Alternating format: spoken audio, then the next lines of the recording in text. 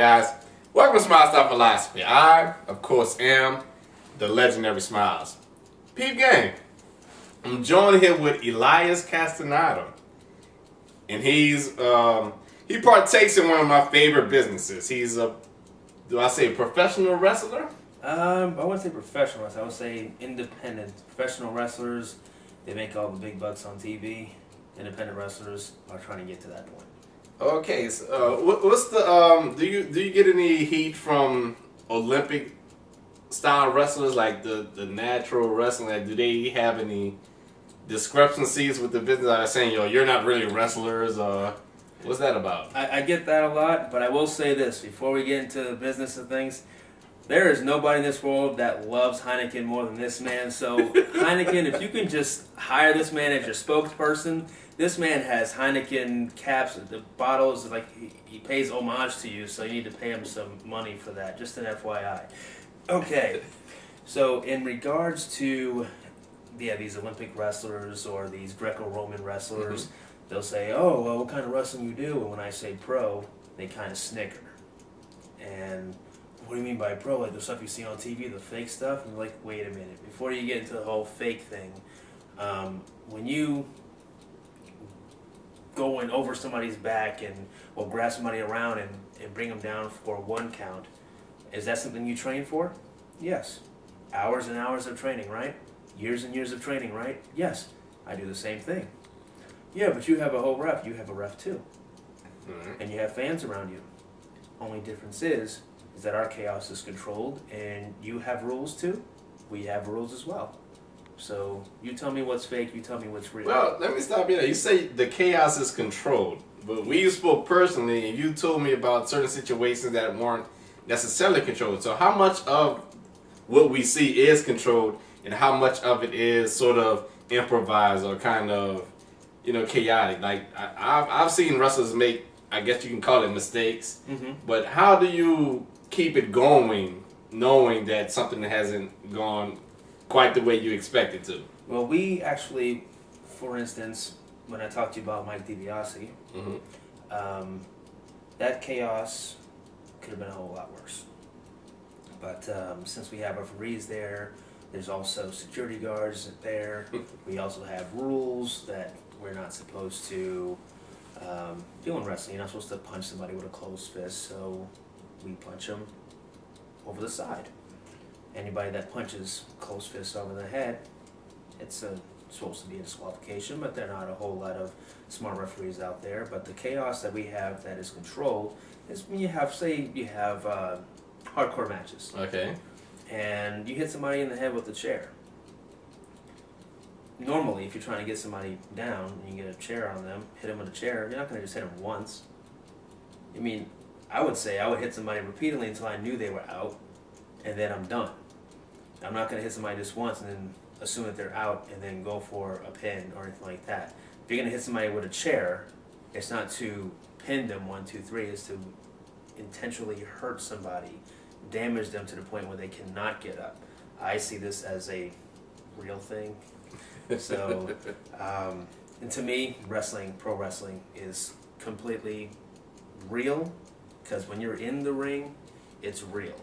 Regardless of this guy calls that, this guy, they talk in the ring, or all this other stuff, I would say, if you're in there and you're grabbing somebody and you bring them to the ground, or you have them in a headlock and you take them to the ground and you're punching them in the head and you're kicking them, whether it's hard or soft, you're still kicking them. You're still hitting them.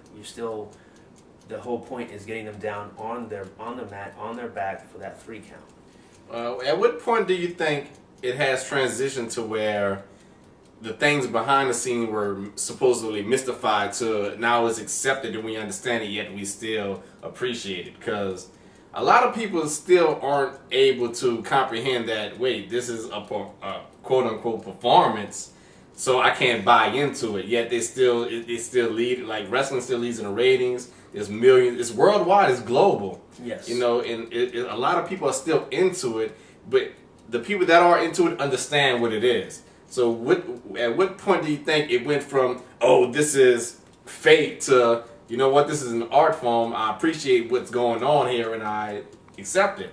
And at what point do you think that happened? I would say it would have happened once. Well, it happened once. Mr. Vince McMahon came out on television and made notice to all the fans that he wasn't going to insult the fans' intelligence or doing good guys versus bad guys, and acknowledging it as an entertainment instead of a wrestling business or a wrestling company.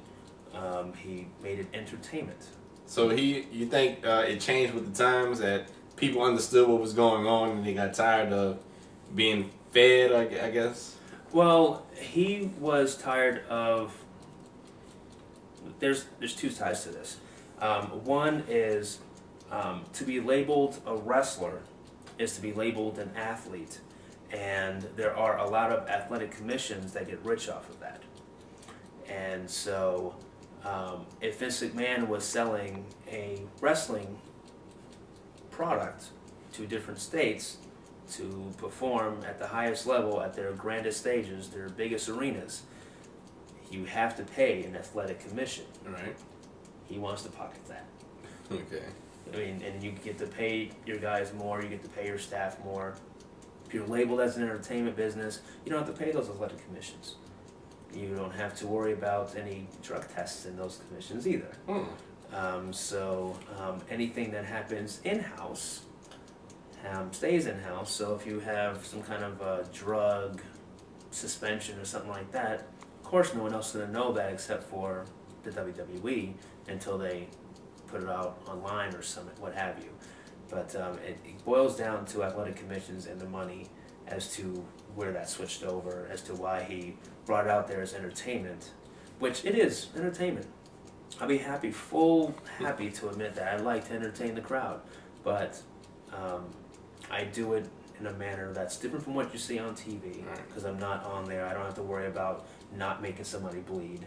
I don't have to worry about not making a kid in the aisle or something cry or something like that. I don't have to worry about that. That's one thing I need to understand. Like, all right, for the fans, we see it differently. But as an insider, what do you wish that the fans knew when they go see? Like, I know there are sometimes like, I wish they understood this, or they keep hounding me on this. Because, you know, as an employee of a job myself, there sometimes I wish the customers understood this aspect of it so they can stop complaining. So what are certain things that you wish the fans like myself would understand about the business so we can stop riding you on it, if there's any? The one thing to understand is, as a fan, you're going off your instincts, your feelings, your emotions, whatever brings that emotion out. And we're going to try to get that emotion out of you. So if you want to cheer somebody, cheer them. If you want to boo somebody, boo them. Just make sure you're watching, you're paying attention. And if you don't like it, well, let them know. If you don't like it, let them know. Say, oh, that looks stupid, that looked botched, da-da-da-da-da. And I would definitely advise going up after the show to the people who are in control and say, hey, this is what I like, this is what I don't like. Maybe they can put some kind of online presence where the fans can vote who they like to see, who they don't like to see, what can change, what we can do to make them want to come to the shows, because it's really about the fans coming out and watching the product. And I would say the one thing I would like for fans to know is that it's your job to be emotional. It's your job to go out there and cheer and boo us. The biggest thing, our biggest peeve as athletic performers or entertainers is to hear nothing. So well, in Japan, they seem kind of quiet. It's a different story out there. With them, they are watching in awe. If they don't like it, then they will let it be known, but they will let it be known when the cameras are off or when the show is over. They'll likely either send a letter or they'll talk to somebody that they know that's affiliated with it, but they will not. They'll cheer for certain things, certain big, elaborate things, not suplexes. They hate suplexes over there. Okay. But anything like hard strikes, hard kicks. You think that's a cultural difference? It's a big cultural difference. Well, okay. Now, I'm quite sure Japanese fans have seen American wrestling on television, so yes, they have. They're aware that we like to cheer, we like to yell, we like to boo, we like to have signs. But yet you think they're going to catch on to how we do it, or you think that's how they do it over here in Japan? Is like do they see it differently? Like, what do you think the difference is between the cultures? I would say the difference in that respect would be, well, their respect for the business for one. I'm not saying that Americans do not respect the business, but the Americans, you are very much emotionally involved in everything that they see and do. Anything that they want to be a part of, they get emotionally involved. Whereas on that side of the world, they watch and then they judge based off everything that they see. And they see something great during the match, you may hear ooh, ah, but you won't hear cheers or talking in between because they're watching it out of respect, letting the people that are in the ring entertain them. And I think it's, in some respects, it's actually better that way because the person who's in the ring in Japan or China, where have you, has to work that much harder to be better in the ring. We're about to go to part 2 of the video. But for those who probably don't want to see part 2, where could they find you? Where can they see you? Do they have you have an online presence, or do you have? You're going to Colorado, I'm quite sure right now. Right? Yes, I'm actually going to be headed back to Colorado. So how could they see you? Like, where can they find you at if they can? If you want to look me up, if you have SMYLZ on Twitter, you can find me on the Twitter page, Elias to Work, or at Elias to Work. And I'm pretty much there. You won't find me on Facebook, so if anybody puts anything Elias Casteneda on Facebook, you won't find it there. There's no such thing. Facebook just became a little bit of a hassle. Okay. Quick before it wraps up, are there any independent promotion you'd like to recommend that people see? Or you want to wait till part 2? Okay, well, I'm continuing on with Elias Casteneda. That's right. Casteneda. My Spanish is a little rusty. I don't even know if that's Spanish or not. But I'm one sip away. Hold on. Out.